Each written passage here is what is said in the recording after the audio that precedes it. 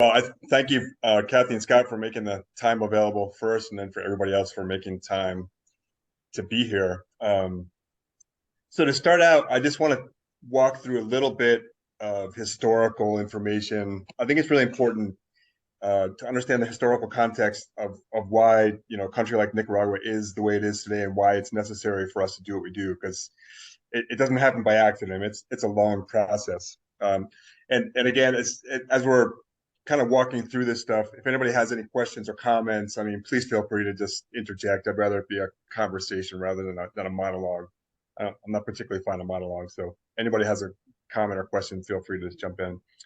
So the big question we must ask ourselves is, why is Nicaragua a poor country, right? It's strategically located. You got both coasts. You've got a favorable climate for agriculture, not a ton of natural resources, but enough for it to be a prosperous country, and it was actually at one time. So the first answer to that is the U.S. Marines first landed in Nicaragua in 1912. So, and the history I'm going to tell you over the next 5 or 10 minutes, you could look up almost any country in Latin America, and you would find a similar social, political, economic history. This has been, historically, Latin America has been sort of the U.S.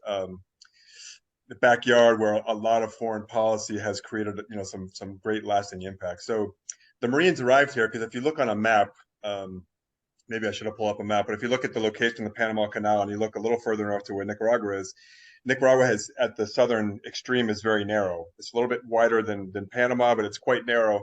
And it would have saved on that shipping route, thousands of dollars and miles if they would have been able to cut the canal across southern Nicaragua. So that was the first choice, actually.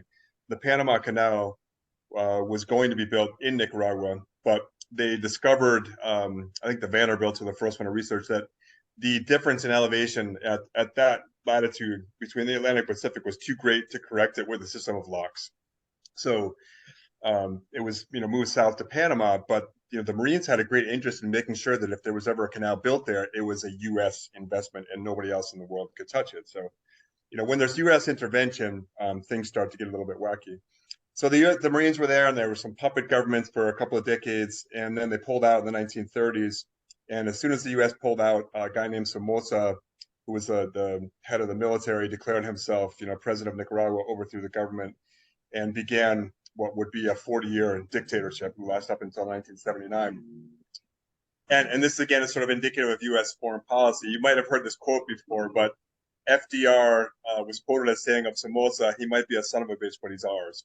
And that was sort of really all that mattered in Latin America. It's one of the best quotes that sums up foreign policy, especially in Latin America and other parts of the world. So anyway, that was partial and would protect U.S. economic interests in Latin America, was welcome. You can look at the history of El Salvador, Paraguay, Argentina, Chile. I mean, they were all right-wing dictatorships that were favorable to U.S. economic interests. But then in 1979, the Sandinista movement, which had been brewing for 15 or 20 years, but hadn't really got a foothold, started getting resources injected from the Soviet Union. It was still the Soviet Union at that point, and a lot of support from Cuba, because the Cuban Revolution was in 1959, so they were well established, and was able to overthrow Somoza in 1979. Now, I always say that if Jimmy Carter had been elected to a second term, Nicaragua's history would have been dramatically different. Because when we all know what kind of president Carter was already at the negotiating table with the Sandinistas, and was trying to figure out a deal of how to move forward from there. But obviously Carter lost to Reagan in 1980. Reagan comes in. Reagan had a tremendous vendetta against Nicaragua.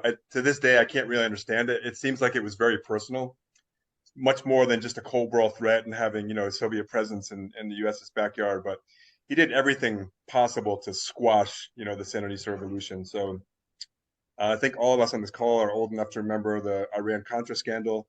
It was a tremendously complex issue, but in 2 or 3 sentences, the U.S. decided to sell arms illegally to Iran, which was under an embargo at that point, and the money from the sale of the arms was diverted to the counter-revolutionaries, the Contras, to finance the war, the civil war, to overthrow the Sandinistas. So the Reagan and Bush administrations, all the way up until 1990, were very instrumental in destabilizing Nicaragua. So it was militarily. I know we got at least one military guy on the call, so you're probably familiar with the School of the Americas. where the U.S. has historically also trained, counter-revolutionaries, insurgents to, create disturbances in Latin America. So the U.S. was training the Contras at the School of the Americas, financing, the counter-revolution. And eventually, the Bush administration set up a coalition in 1990 called UNO, which won democratically, let's say, and Sandinistas were ousted in 1990. So from there, there's a couple of presidencies, a couple of administrations, right-leaning, fairly chaotic, not a whole lot got done. And the Sandinistas were a very effective opposition party, probably better as an opposition party than a ruling party. Managed to change the constitution during those years because they had a majority in Congress, and were able to get voted back into power in 2006. So since 2006, we've had another period now, almost 20 years of the Sandinista government. Things started out quite well. They had, a very decent economic development strategy. Tourism was on the rise. We were attracting foreign investment. Nicaragua had become the cheaper alternative to Costa Rica, so a lot of retirees and a lot of tourism was coming north to Nicaragua. But they were evidently not going to relinquish power. So, once you start establishing, a dictatorship, then people get antsy. So in 2018, there was an uprising. There's still a lot of unanswered questions, whether it was actually spontaneous and, citizen-led, or whether there was some, foreign intervention and making that possible. I think there was foreign intervention. It just hasn't come out yet. And the Sandinistas, instead of sitting down at the negotiating table, responded with force. So they actually sent the police out into the streets, were shooting live ammunition. Several hundred people were killed. The whole country was paralyzed for about 6 or 8 months. It was one step away from, full-scale civil war. So obvious at that point, foreign investment completely closed off.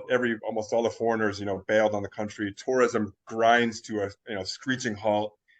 And a lot of bilateral aid is also cut off after 2018 because it saw the way the Sandinistas responded, violently to political opposition. And since then, we've been sort of in this, backpedaling. The economic indicators have gone back down. Poverty's has been increasing. We've seen a massive increase in migration, with people seeking political asylum in the U.S. And also, a little known fact is that Nicaragua is to Costa Rica what Mexico is to the United States. So there are hundreds, tens of thousands of Nicaraguans working, mostly illegally, some legally, in Costa Rica, just a source of cheap labor.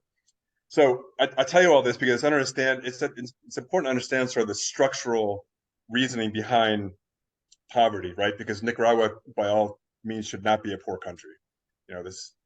The climate, you can produce, you can grow things. I'm looking out the window right now in December, blue skies, and the mountains are still green. It's still raining. You can grow things all year round. You got tourism. You got a lot of factors that should contribute to economic stability. But unfortunately, that hasn't been the case because politics have really gotten in the way since the beginning of the 20th century. So, does anybody have any questions about sort of the background? I mean, that's a crash 10-minute course in Nicaraguan political history, but it really is important to lead up to where we are today. So if anybody has a question about that, please. That was fantastic. I mean, I learned more in 10 minutes than that was basically everything I know now. So that was great. And again, if you looked up the political history of almost any country in Latin America, you would find almost identical history. It's very common. And in Latin America, if you look at like sort of the political history, you can see there's political sways from right to left, and they tend to follow. So right now there's been a sort of a movement back towards the left. A lot of Latin American countries have elected left-leaning governments to sort of counteract the swing to the right. And I'm sure within the next 5 years or so, we'll see another sway back towards the right because everybody sort of follows suit. So it's been a pattern for at least the past 100 years. So we'll see who's left standing in the next 10 years. Hey, Peter, I was going to say that when this is talked about at the war colleges, and the Marines obviously talk about this a lot, they always bring up the banana wars, which were basically the U.S.'s policy of we're going to invade Central America from the 1890s all the way to the 1930s. Yeah. And that is kind of why there is a little bit of anti-American attitude for those 30, 40 years of darn near colonization, if you will, but it was really Yes. of interest. So Yes, exactly. It's an economic imperialism. U.S. has always been protecting economic interests, and it's just like that FDR quote. It really didn't care who was in power, as long as whoever was in power would protect U.S. economic interests. I mean, if you look back at the history of human rights abuses and all these dictatorships, were brutal, and that really wasn't a factor that had much influence in foreign policy. So you're right, Scott. The banana wars, and that's where the banana republic comes from. And I think Trump wants to bring that back, but that's a whole other topic. So from there, I just want to also throw in a little bit about sort of, it's probably more personal than institutional, but a few things that, at least for me personally, I would like to say for us as an organization, that really motivate and inspire us to do what we do every day. So the first thing I want to share with you is the sense of discontentment. And that might seem like a really strange concept from this group of very positive, optimistic outliers. But discontentment, and I was listening to a pastor. I don't know if anybody here has ever heard of a pastor from Atlanta called Andy Stanley. Anybody familiar with Andy Stanley? He's a great speaker. Whether you want to listen to him from a religious perspective, from a leadership perspective, he's an incredible speaker. But last week he had a message that had to do with discontentment, and it's all about waking up every day and being discontent with certain things that exist in the world today. Like, I wake up every day discontent with poverty and the fact that there are kids that don't go to school because they don't have a pair of shoes, and that there are families that don't have enough to eat, and that there are families that live in housing that most people in the US or Europe wouldn't house their pets in. So there's like this underlying sense of we just can't allow this, right, and to continue. And that's what's going to drive us as an organization, because the moment we become complacent with that and accept it, then those are the conditions are going to perpetuate. So first comes this sense of discontentment. I would say, fortunately for me, it probably came in my late teens or early 20s.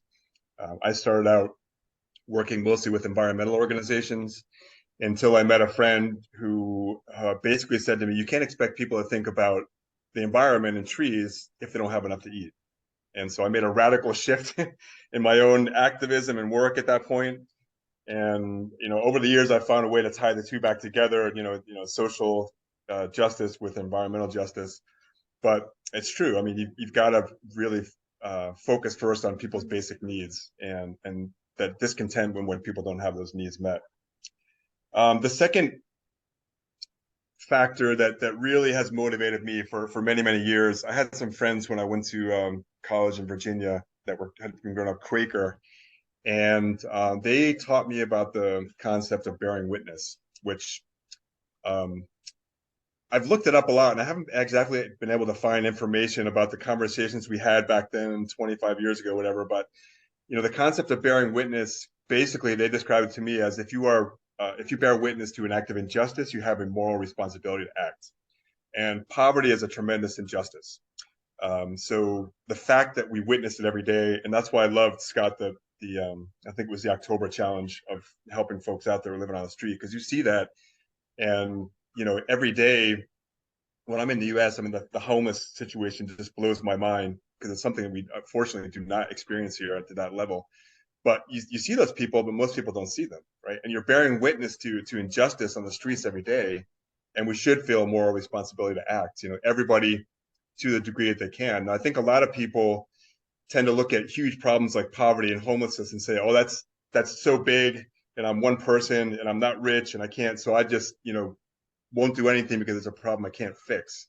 But when we decide to bear witness and assume responsibility, even the smallest actions can really create great change. So that's the second thing that drives me personally and us as an organization. The third is a quote that I think a lot of people have said over the years. I like to attribute it to the late Congressman John Lewis from Georgia and Alabama, who said, "If not us, then who? And if not now, then when?" Right? He's quoted as saying that, or having thought it, as they were about to cross the Edmund Pettus Bridge in Selma, after having been beaten to but within an inch of his life, a few weeks prior to that. and still they decided to cross a bridge, right? So I like to think of that because if we look at these problems like poverty and injustice and people living in conditions that are unfit for humans, if it's not us that are going to act, then we can't wait for somebody else to fix it, and the governments aren't going to fix it. you know we have had in this world, let's say the concept of foreign aid is really sort of born after World War II, the Marshall Plan. That's sort of the birth of what is today, international development. We have had the knowledge, the technology, the resources, the money to eradicate poverty on the planet, for the past 75 years, and we haven't done it. Right? We have today, there's enough money and enough food, enough resources on the planet to eliminate poverty completely, for the couple of billion people that live in poverty. We haven't done it. So we can't wait for somebody else to act. We can't wait for the governments to fix it because it's not going to happen. And if we don't act today, then when? It's not something we can put off until tomorrow, until next week, or until next year when we feel better about it. So that's the third thing. And the last quote, which is very personal. Has anybody ever heard of a poet named Gary Snyder? If not, he's not. Gary Snyder. He's probably close to 100 by now. He's in his 90s. He was very well connected to the Beat movement. So he was an environmentalist and a student of Buddhism, but he hung out with guys like Jack Kerouac and Allen Ginsberg way back in the day. In fact, if you ever read a book called The Dharma Bums by Jack Kerouac, he is the character of that's called Jaffe Ryder. So he's an amazing poet, and also activist. And Gary Snyder said, "Find your place on the planet, dig in, and take responsibility from there." And that's the quote that goes over and over in my mind pretty much every day. There are very few days that go by that I don't think about that. So this just happens to be the corner of the planet, that I decided to dig in and take responsibility for. So, I mean, all of you are taking time to be on the call today. A lot of people are coming down in February. If anybody else decides that this is a little corner of the world they'd like to dig in and do more, we would be thrilled. But the thing is, it could be Colorado, it could be New Haven, it could be Boston, it could be Indiana, it could be anywhere. But the thing is, we just need to sort of choose what can we do, where can we do it, and really assume responsibility. That sometimes seems like it's greater than us, but really change is within our realm if we just start to take action. So that's sort of the next stage, what I want to talk to you about. I don't know if anybody wants to comment on that or have any questions, so I don't keep just running off with everybody wanting to interject.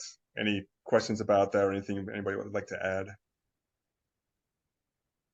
No, I think it's interesting. Oh, go ahead, Scott.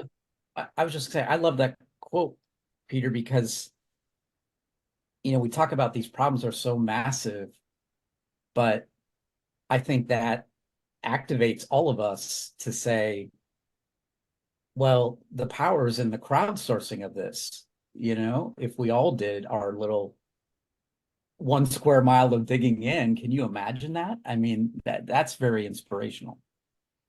Well, it's one of the reasons why I think it's so important to talk about the things that you do to give back, because it's going to inspire somebody else. And I hope that, people see this little community called the Outlier Project, and they're like, oh, wow, okay, they're doing this humanity expedition. It's like, we don't have a ton of resources. It's me and Kathy running this thing. But it's important. Like, I feel like I need to be exposed to stuff I've never been exposed to, and made aware more than I would through watching a movie or a documentary or reading a book. Like, I need to be there. And hopefully we can just do our little part to be that ring in the ripple and inspire other people to go, hey, well, why aren't we doing something like this? And growing up with, so if anyone doesn't know, Peter and I grew up together in the same town. We grew up in a affluent shoreline town in Connecticut. And, Pete's dad was a judge, and, we all went off to college, and next thing I knew, Pete was doing the work that he does today. And I think we all collectively, like all of those friends, are just kind of inspired and blown away by what he's dedicated his life to. Because, you know, when I look at it, I've lived kind of a selfish life in comparison to what Peter's done. So I'm excited about all this, and this is just a great learning experience for me.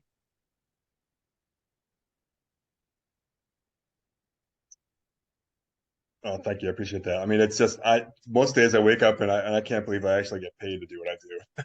Like, it doesn't seem realistic, but it's you might not know this, Scott, because we kind of lost touch, but probably the best decision I ever made is I didn't go straight into college after high school.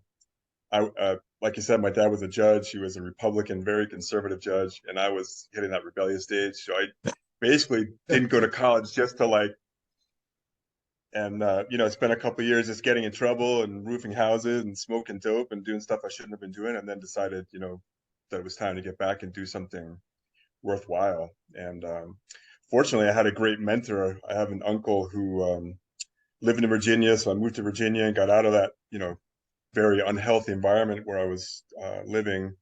And he had dedicated his whole life to working in social services, and I didn't think it was possible to actually make a living doing that. I thought it was just something you did as a hobby, like activism, social stuff. It's like something you do when you in your free time. But he showed me that you could do it, that you could build a career at it, and you would probably give up dreams of getting wealthy, but you could provide for your family, and that was really the inspiration for me. And that's when I decided to go back to school. Peter, I'd like to ask a question if I could. I Sure. find what you're talking about to be fascinating, and I wanted to drill down a little bit on a comment you made about homelessness in the States, and and ask you if you wouldn't mind just sort of put things in perspective for those of us who live in such an economically privileged almost region of the world.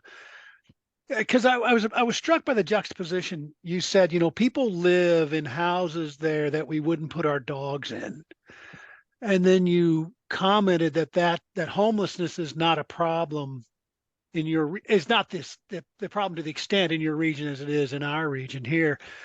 But the juxtaposition is if we built houses here in which most families live in Nicaragua, no one would move into them. Okay. So I found that to be an interesting commentary, because the homeless problem is to me, it's not you can't define it globally in such a way. So I wanted your help and perspective, because again, it's one thing to say, oh, we don't have a homeless problem in Nicaragua, which I would agree, but people live in tar paper shacks. Okay. If we built 20 million tar paper shacks in the United States, nobody'd live in them. Okay. So there's a Yeah. perspective there. And I'd love for you to comment on that, because it does seem to be that we got a problem nobody else has. And I would say that's a little simplistic. So I'd really love for you to elaborate on that just a little bit. Oh man, I hope you know what you just asked, because you just touched on something that's very Yeah, close to my I heart. know. I think it's really cool. And I'm not meaning to be adversarial. I just feel like Oh there's a no, lot of no. color I, that's there. I that's the best question you could have asked me. So I'll backtrack a little bit. So when I went to school in Virginia, I had a couple jobs to work my way through, and one of them I worked at a street center for homeless folks Yeah. for about 3.5 years, and it was what I still remember. I can remember names and faces of the people that I worked with back then. More than 20 years ago. It was a transformational experience for me. And when I go to the States now, like in August, I was in Austin visiting family, and I couldn't believe it. I couldn't believe the amount of homelessness. Yeah. Jackie lives in Austin. Staggering. I was blown away, and I was like, how is it possible that 25 years later, not only have we not fixed the problem with homelessness, it's worse, right? So I have a really deep place in my heart for people that are dealing with homelessness, because we work with people that in Virginia, for example, a lot of when they cut funding for psychiatric hospitals, they basically gave people a one-way bus ticket and said, get out of here. So you had people, that are facing mental illness and addiction problems, and to some degree, economic problems. The reason it's not a problem here is family, honestly. There is, and people ask a lot of times, like, why have I stayed so long? And the two words that immediately come to mind are family and community.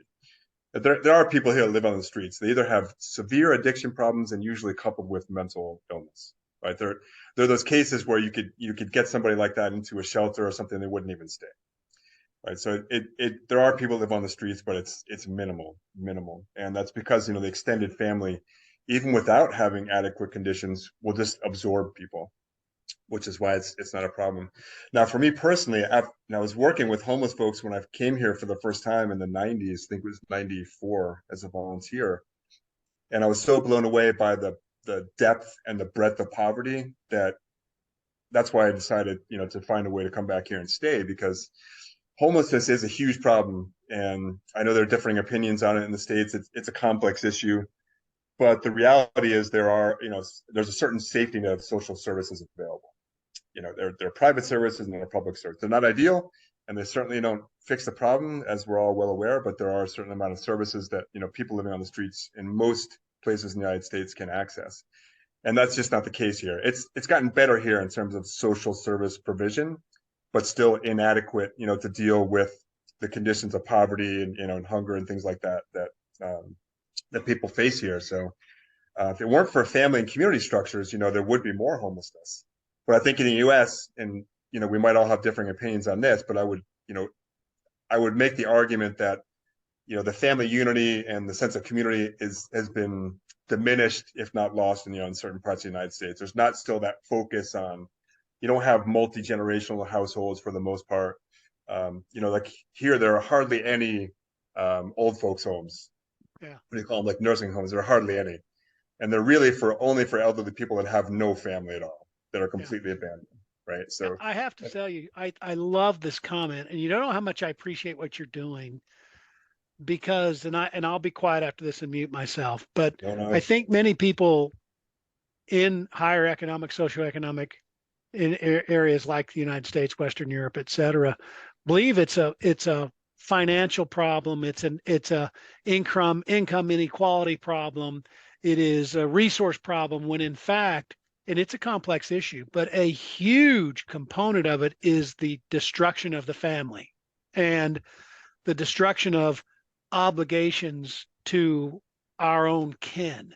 And if everyone paid attention to their families, we wouldn't have a homeless encampment. We'd have people who needed to be institutionalized, okay, because of mental issues and things like that. But it's too simple, I think, to say that this is an economic structure, this is a capitalism problem, this is a race problem. It's too simple. It is a family issue, and it's a global family issue, and we're seeing the deterioration of the family across the world. And I think we're, as a country, our society is, because we are so materialistic, we're thinking you can write a check and solve the problem. So I'll be quiet now. Thank you all for letting me get on my stool. Hey, that was a Freudian slip with that company, the U.S. company, U.S. Incorporated. No, you're right. Yeah, it's family, and that's one of the things that's really beautiful, and it's in danger here because U.S. culture is invading the whole planet. I mean, that's no secret, and so we're seeing more, like fast food restaurants being built. So, I mean, for the people that are come here, I want to clarify too. It's not that like you get off the plane and everybody in this country is living in plastic houses. I mean, there are prosperous people here. There are very wealthy families here. There is a small middle class.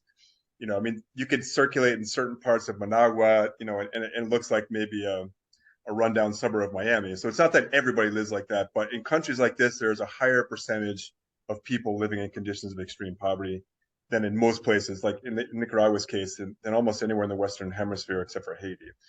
So, it's just a matter of how many people have access to resources. And, there've been improvements since I've lived here, but if you go out into the country, you see people living basically like they did, with the exception of now everybody has a cell phone, people living like they did in the 1900s,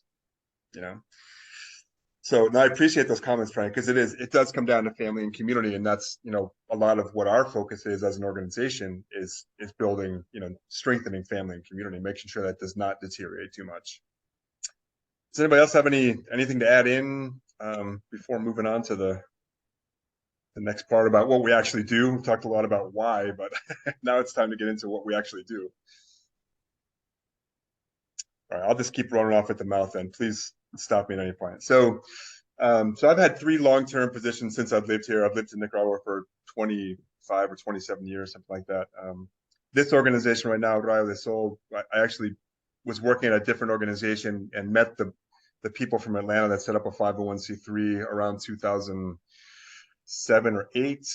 And, they were good meaning, generous Christians from a church that wanted to do something good that really didn't know what to do. So we started out just with some pilot projects, which were sort of managing under the roof of the organization I was working for, which was a large organization. We had 200 employees and a $6 million budget. It was a whole different game than what we have now. And then I decided to leave that job in 2013 for different reasons, and we decided to really build this organization and make it into something independent. So we've really tried to build something unique, especially me personally, having worked in nonprofits for so long. I am definitely one of the greatest nonprofit critics you'll ever meet. I've seen so much money poorly spent, so many organizations poorly managed, so many projects that are actually designed to fail. I'll put one more commercial out there. If anybody's interested in going deeper on this topic, there is an excellent documentary called Poverty Inc. It's a few years old now, but it's still very relevant. It's about an hour and 20 minutes. But if you're interested in topics of international development, these guys completely nailed it on why most international development is designed to fail. So we tried to build something quite unique. So our organization is a non-denominational, faith-based organization. The people that started it decided to start it from their faith. And so the first program that we've developed is called Spiritual Growth. Now we walk gently on this topic because Nicaragua is a Christian country, but there's a great divide between Catholicism and Protestantism. So in Latin America, over the past 20 years or so, there's been a great growth in Protestant churches, and that's been obviously a great threat to the Catholic Church. And there's a lot of tension. It's diminished a little bit over the years, but there's still a great divide between Catholicism and Protestantism. So we've tried to build a program that sort of sets one big table and invites everybody to sit down in an inclusive environment. So we work with kids. We actually have authorization to do, basically, let's just call it Sunday school classes, but teachings with primary school students in the school system, but we focus it all on values. So every month we have specific value the value that we focus on. Our staff finds some biblical teachings that sort of reinforce that value, and then we do fun activities to sort of reinforce it with the kids. We have a partnership with an organization called Young Life, which I had never heard of. We didn't have it in the Northeast. We had something called Fellowship of Christian Athletes. We did not have Young Life, but Young Life is really big in the Midwest and the South, at least that I'm aware of. It might be in other parts of the country. And basically, they create clubs for teenagers in the same kind of like fun, non-threatening environment. It's not really churchy, so the kids do a lot of dynamics and play games and things like that. And then somebody offers a message or a testimony at some point. So we do the same thing. We work with Young Life to create clubs, where kids from Catholic Church, from Protestant churches can all get together.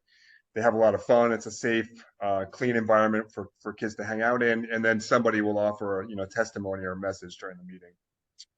And then we work with parents on a lot of critical issues, that have to do with, parenting and communication with children and marriage. And we address it from a biblical standpoint. So we work with adults too to kind of provide some guidance, for really practical issues that affect their home life, their family life, and their community. So that's the Spiritual Growth Program, sort of in a nutshell. Probably our signature program is something we call Educational Quality. And we've worked, over the past 10 years to develop this, not to the point of perfection, but it's pretty solid. So we have a partnership with the Nicaragua Ministry of Education that gives us access to the public school system. So we provide additional training for teachers. We provide some curricular development. We implement some extracurricular activities like reading comprehension, because there's not a lot of reading material or school libraries or anything like that available. Reading is really a pillar of our education strategy because it's so critical to everything in life, not just school, not just, language class. I mean, reading is so important to everything, no matter what career path kids will choose. We make some infrastructure improvements like we're going to do in February. So there's a school that we selected that's, was built in 2001. Hardly anybody has touched it since then. So, you got like broken window panes and it hasn't been painted, and, doors falling off the hinges. And the community wants to build a small library and storage room. So we make that kind of small scale infrastructure improvement. If we got $1 million grant tomorrow, we could spend it improving school infrastructure like that. But we don't have a ton of resources, so we're kind of limited in what we can do. So our educational quality program, we operate in 37 schools, preschool and primary schools, and that reaches about 5,000 kids every day. We also partner with the government to provide a nutritious school lunch. So the government gets some food supplies from the World Food Program, which is a UN program that provides staple foods like rice, beans, cooking oil, and we add to that locally sourced produce and dairy products, and we get some fortified soy products that are donated from an organization called Convoy of Hope. So for a lot of kids, it's the most nutritious meal they get all day. We try and make sure that it's calorie dense and also nutrient dense. Because we're seeing historically malnutrition has been a huge problem with kids being underweight and what's called stunting when they're not the appropriate height. And with this invasion of junk food that we've seen here over the past 10 years or so, we're now seeing kids that are undernourished and overweight, because you got all this really cheap, really low quality food that's coming in, like the food deserts that I think Lauren mentioned, or Amy, I'm not sure which of the two. Somebody mentioned food deserts a few minutes ago. Same concept. You get all these little local stores that are selling all these snack foods and sodas and things like that. They've even made like these sodas that are like this big so the kids can buy them. And so our nutrition program tries to add, not just the calories, but the nutrients that kids need, for healthy growth and development. So educational quality is sort of like our signature program, and it's what most people in Nicaragua sort of know us for.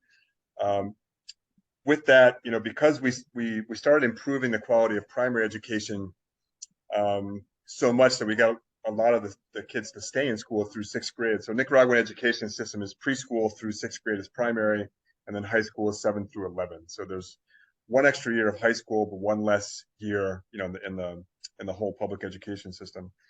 And we found ourselves a few years ago with the rather favorable problem of trying to figure out what to do with kids once they finish primary school, because the dropout rate is still exceedingly high here. Only about 55% of kids actually finish primary school, but we've seen in the schools where we have interventions that rate going up considerably. So we had to figure out what to do with kids once they wanted to go to high school. It's very common for kids to start working at a very young age. We have a lot of kids even in elementary school that work, like selling tortillas or selling things in the market half a day to help their family. And it was even more common if kids didn't have any hope of going to high school, going on to a better life. There was really no purpose for them staying in school. So now we've got that problem what to do. So we started a youth program about 5 years ago to keep kids in high school. So it's a scholarship program. The majority of the kids are in high school, and we provide a school uniform, which is mandatory: white shirt and blue pants or skirt, black shoes, a backpack with school supplies. And we provide materials during the year. We give them a small stipend, which is about $8 a month. And you'd be amazed to see the way the kids line up. Sometimes we've had a line going out the door, half the block out of our office for kids waiting for their monthly stipend, which is about $8. So it really does fill a great need. And this allows, families to keep their kids in school because it alleviates some of the economic pressure of having to buy this stuff for their kids. And along with keeping kids in school, we provide a lot of, instruction, personal development, vocational courses. This is where we also cross over with Young Life. So we try and keep kids active, and engaged in positive activities. Teen pregnancy is a huge problem. In the US, you can see it also, largely in minority populations and Black and brown populations. The teen pregnancy rates tend to be a lot higher. The same thing here. We've had, pregnancies in girls as young as 12 and 13 years old. And there's a cycle to that. It's almost inevitable. The girl gets pregnant, says, "Oh no, and I'm going to keep studying. You know, he loves me. He's going to support me." And 3 months later, they're dropping out of school. They're a single mom. They get sent back home to live with their family, and now they're raising a child with no education. So we do everything possible to break that cycle and make sure that young girls can get through school. We do have cases of young girls that have gotten pregnant, have had kids, and we do not eliminate them from the program. We certainly don't encourage it, but we keep them in the program because if they don't get an education, you know, they're really sort of sentenced to a life of chronic poverty. So the youth program reaches about 800 kids, and then about 3 years ago, we found ourselves with another problem of figuring out what to do with kids once they graduated from high school, which is a great problem to have. And so we added on, you know, a new sort of chapter of technical and university scholarships. So we have about 75 kids that are in university or in a technical program, you know, working towards a higher degree. Technical vocational ed, like it's true in the United States right now too, can sometimes be a lot more valuable than a university degree. And that's become one of our most popular programs. We have kids coming from not just the area we service, but from all over the place requesting or applying for scholarships. I'm keeping my eye on the clock too, so we got about 10 minutes left. The third program is community health. Sorry, that'd be the fourth program, is community health. So a lot of the communities we face don't have access to medical service. There is socialized medicine in Nicaragua. It was built on the Cuban model, which has actually been very successful. The Cuban public health model is one of the best in the world. If there hadn't been an economic embargo in Cuba for the past 50 years, who knows what they would have done. But it's an amazing system, and Nicaragua's system is based on that. So there is public health available. Like if somebody comes down in February and, you know, steps on a nail and needs a tetanus shot or needs a couple of stitches, you can go to the public hospital. They'll stitch you up and you won't get charged a penny for it. You know, it's free. But obviously the system is less than adequate. You know, it's understaffed and under-resourced. So we want people to have access to quality health services. So we, up until COVID, we actually didn't have much of a health program at all. We just did some public health education. It was sort of minimal. But when we saw what was happening with the COVID crisis here, and people didn't want to leave their homes, and they had chronic patients that weren't getting treated because they didn't want to go to the health centers, we decided to hire a full-time physician and go deeper in health. So we now have a doctor on staff full-time. She holds clinics just about every day, and she goes out into the communities. There's one day a week where she treats patients at our office. On Monday mornings, we often have 40 people waiting outside our door when we get to the office in the morning. That's how important, you know, her medical attention is. And she provides just basic primary care. We do have funds for special medical needs too, because we come across a lot of patients that need, you know, to be treated by a specialist or need some kind of specialized treatment that the public health system doesn't provide. Lab work. Sometimes it's just a matter of being able to get to the hospitals in Managua, because up here in the mountains, there is a hospital, but there aren't a lot of specialists. You know, the resources are pretty limited. So most patients have to go to Managua, which is 3 hours away, which means, you know, getting on a bus at 4 o'clock in the morning and then having to get a taxi and figure out, you know, how to get out of Managua, which most people from this part of the country don't know how to do. So we provide financial assistance to make sure that patients that need to be treated by specialists in Managua can get there as well. And we still do public health education too, but, you know, we focus a lot of our attention now on primary care, and our doctor, you know, as she's treating patients, does a lot of preventative education as well. And the last program is community development. This is sort of my sweet spot. This is what I like to focus most of my creative energy on when I can. So education is really important, and it's a pillar of any development strategy, but it is a medium to long range, you know, proposition. If you want to focus on education, you got to understand that it's, you know, 10 to 15 years before you can actually see a tangible result to it, like we're starting to see now. In the meantime, people need to find a way, you know, to generate income and to improve their living conditions. So in the urban areas, we work mostly in the rural areas, but you can find this all over the developing world. But in any city in the developing world, you will find this ring around the outskirts of the city, which is where there's this constant migration of people from the rural areas coming to the city, thinking that they'll find employment, you know, and a better quality of life. And that's where you tend to find, you know, the highest poverty rates and the least amount of, you know, social services. So in the urban areas that are sort of in the outskirts of the city, we provide vocational training for adults. We have a small microfinance program to help get family businesses started because there's not a lot of formal employment available. We've done some water projects in the community development program as well. And the rural areas, we also focus on economic development strategies, but more focused on small scale agriculture. So we use a system called biointensive agriculture, which is it's a closed system in the sense that you don't really need any external resources. It's designed to continually improve the soil quality by actually growing nutrients for composting.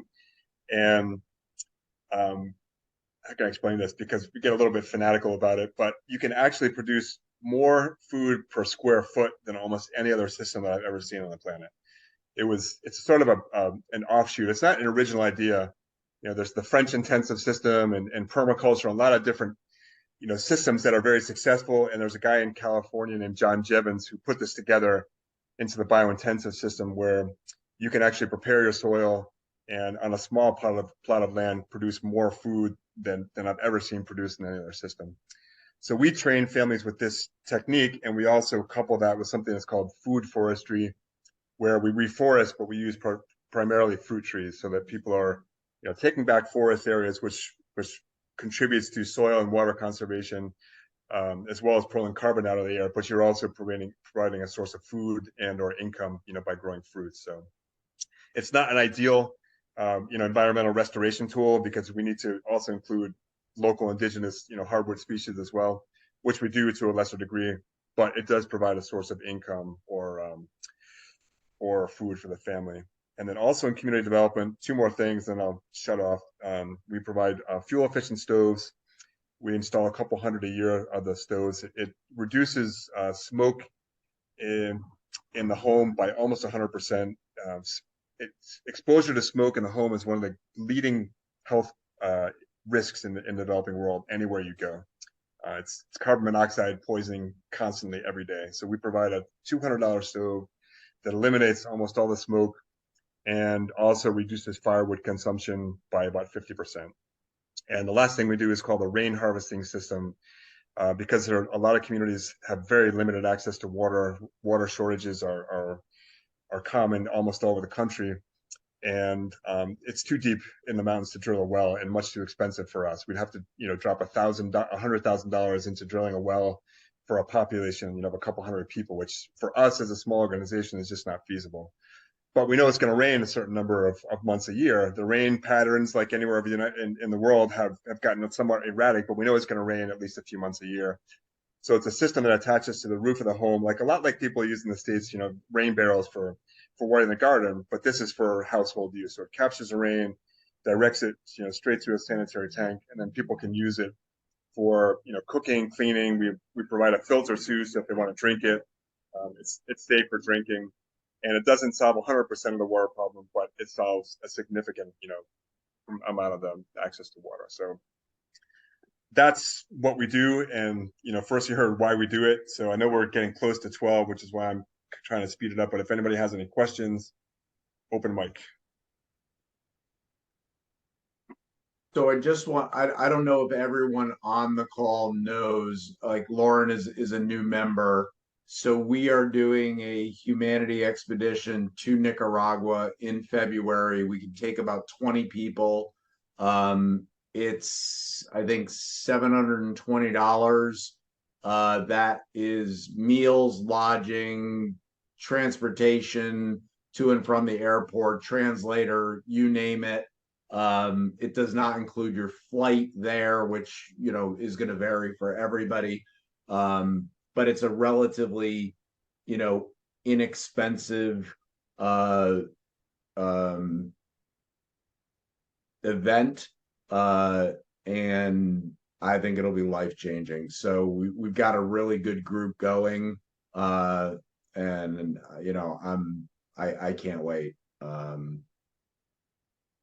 Kathy, how many additional spots do we have?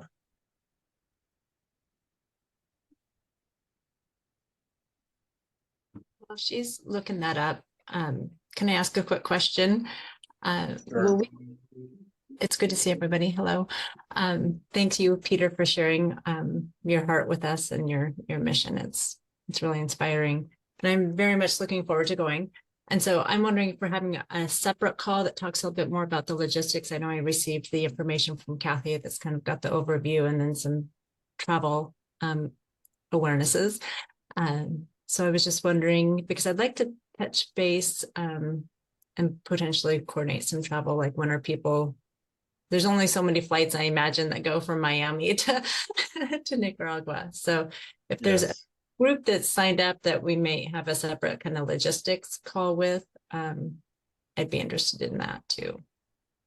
Yeah, we're actually doing some of the logistics. So Meg, my wife, is actually found it easier for us to book a flight to Miami and then a flight from Miami to Nicaragua. So we can, Kath, we should put that on the schedule to get something like that for the people that are either already signed up or interested, so that we can work some of that stuff out. Because it looks like it makes most sense for me to fly in the night before into Miami and stay and then catch the flight out the next day. And same coming back. And so, yeah. United does have a flight from Houston, but it tends to be disproportionately more expensive than Miami for some reason. It's hard to travel through. Yeah. Yeah, so I'll share, Meg was actually working on it today. So I'll share our plans. And then I'm sure, hopefully a bunch of us can sync up so that, and I know that would be easier, I think also for Peter, is if a group of us are, I mean, if we got 20 people coming in at 20 different times, that's going to be, insane. I don't think that will be the case. Yeah, it would be good maybe in the first few days of January to do a logistics call and go over any questions anybody might have. So you guys can pick a date and I'll make sure that I'm available. Yeah. And we'll go through an agenda and kind of exactly what we're going to be doing. And, as Pete said, we're going to be helping to build a library, and that could be anything from, you're grabbing a paintbrush to you're mixing cement or whatever. So I think it's there'll be a variety of different things that people can do based on, what you want to do or what you feel comfortable doing. Exactly. Yeah. Hey Peter, on the community development side, I want to ask about USAID. My experience in working with them, mostly Iraq and rebuilding a lot of the basic functions. And again, we started with education, and just like you said, it's going to be a generation and a half before we see the fruits of that. But I spent a lot of time on the economic development side of this, because especially the small business administration portions, because these micro businesses were really key to holding on whatever we had left of Iraq's economic situation and to bolster it as best we could with small business. The reason I was involved was because obviously we had a security issue during most of the time, right? I was curious from your perspective, and how much interaction do you have with USAID? And these are wonderful people. Like I am blown away by how bold and courageous these people at USAID are. What's it been like for you, and is there much of an interaction? Yeah, that's a great question. I need to hear more about that experience. I'm going to send you a note as soon as we get off. Okay. I need you for 20 minutes of wisdom on the thing we're trying to get set up for our staff next year. So USAID historically had a large presence here, especially after Hurricane Mitch, which was 1998. There was a huge post-Mitch rebuilding program, which lasted for more than 10 years. And there was a lot of investment in health and education. There was a little bit of economic development. The thing is that since U.S.-Nicaraguan relations have deteriorated after the conflict, they've basically shut down almost all of their programs. So there's just a skeletal presence left here.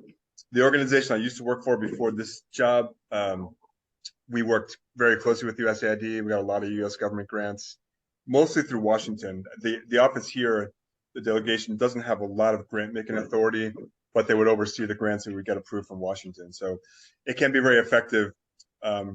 Right now, it's not in our best interest to have U.S. government money, because the government here sees that as a possible threat to their democracy. So we've avoided applying for any funds, but it can be really effective. Yeah, I mean, USAID has made a lot of really good investments, around the world for a long time. So hopefully the political situation will change here in the near future, and we can go back to looking at U.S. government grants. There are also a lot of, like, USDA has a lot of international grants too. The Minister of Labor, and there are a lot of different U.S. Gov grants that you can apply for. It takes a lot of research, which obviously is a lot of hours to find out which niche you can fit into. But yeah, it is a useful tool and can definitely make a huge impact in a developing country. Yeah, that's kind of what I was suspecting, that it was different in Iraq because there was a strong U.S. interest in putting their name behind this in the rebuilding side of this. But in Central and South America, it's a different story.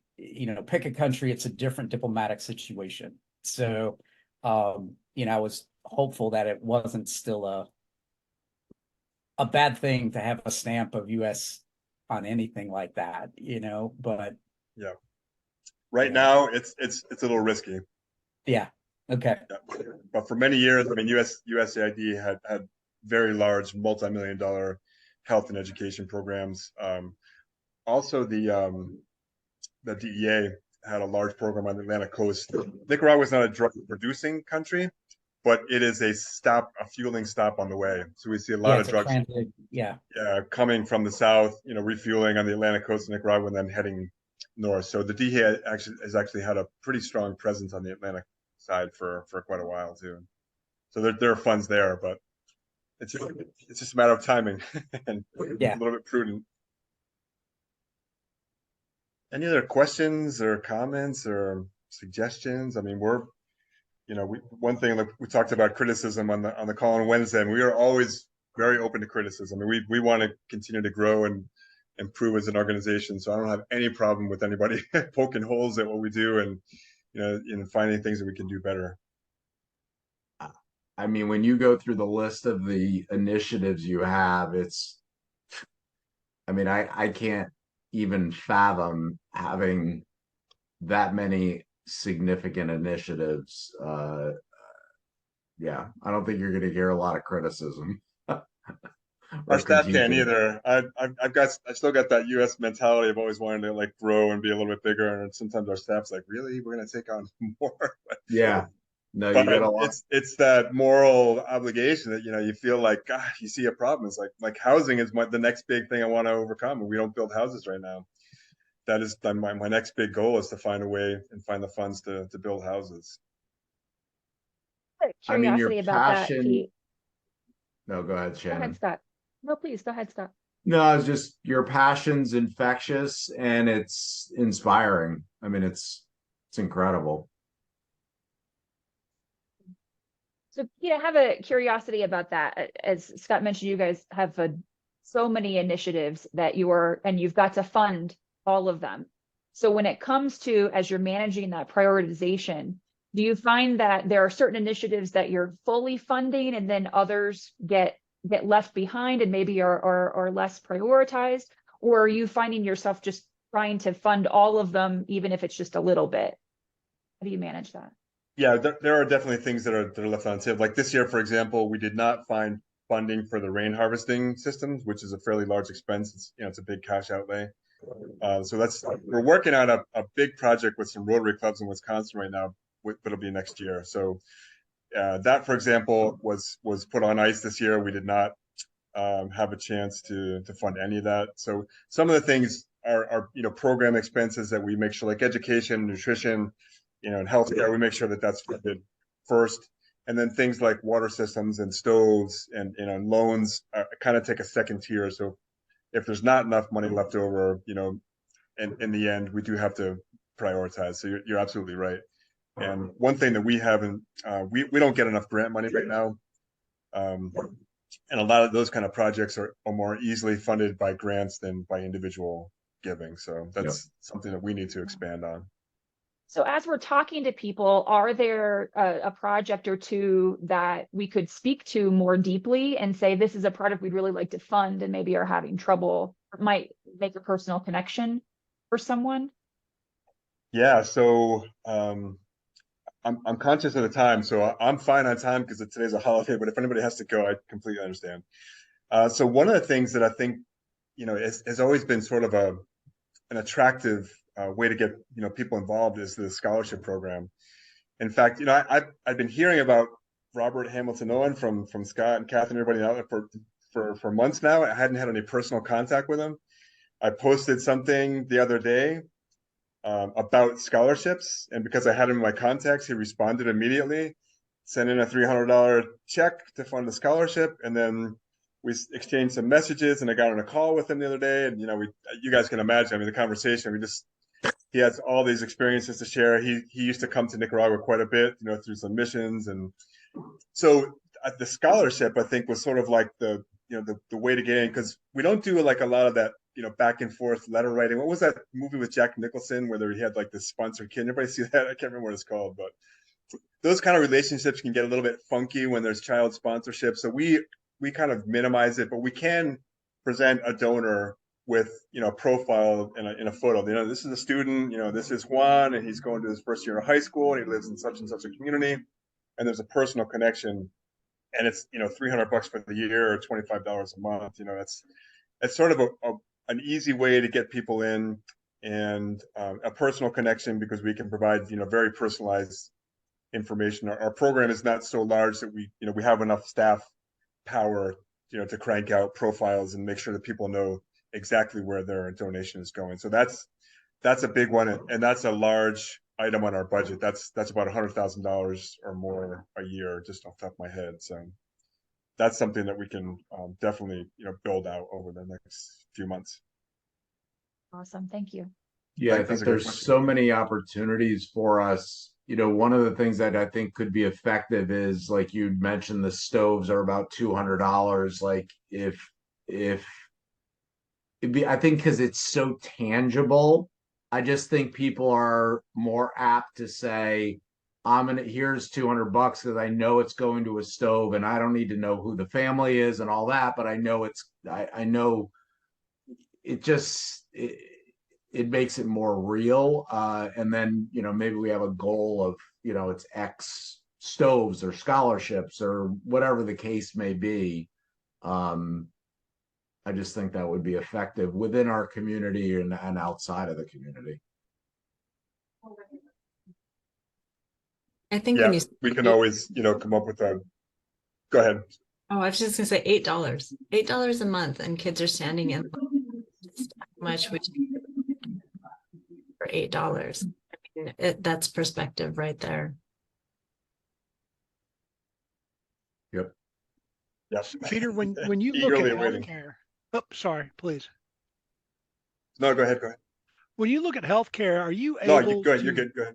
are you able to collaborate and meet so many of the maybe so many of the both individual doctors, a lot of, as you are obviously, church-based outreach programs. There's probably 50 churches in the greater Kansas City area where I live who are sending 1, 2, 3 docs as part of what appear to be uncoordinated missions, but I don't know this. Is there a centralized network or access point for you to access medical resources and expertise for your mission? That's a great question. We are not currently doing that. It would be a little bit complicated right now for us to get a medical team into the country, just because of the political situation. It's become very bureaucratic and a little bit difficult to manage. However, we could host a medical team and find a way to provide the necessary resources here on site. Because I did that with another organization quite a few years ago, when things were a little looser, and you'd have these big teams come down with all these plastic tubs full of equipment and medicine, and they'd set up for a week and see patients. It was easier to do then, but I would definitely be interested in touching base with connecting with any church that's got that kind of an outreach to explore the possibilities, because it is a great need. Despite having a socialized medical system, I mean, there is a tremendous amount of need that goes really uncovered. That's So great. any Good. suggestions Okay. would be really good. Great. Thank you. Just following up, Pete. So 100,000 for scholarships is about 350 scholarships for the year is your goal. How many stoves is the goal for this year? We'd like to do at least 100. Yeah, that would be the ideally.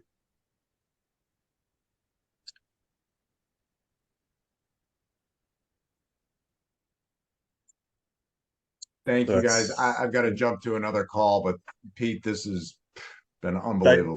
thanks for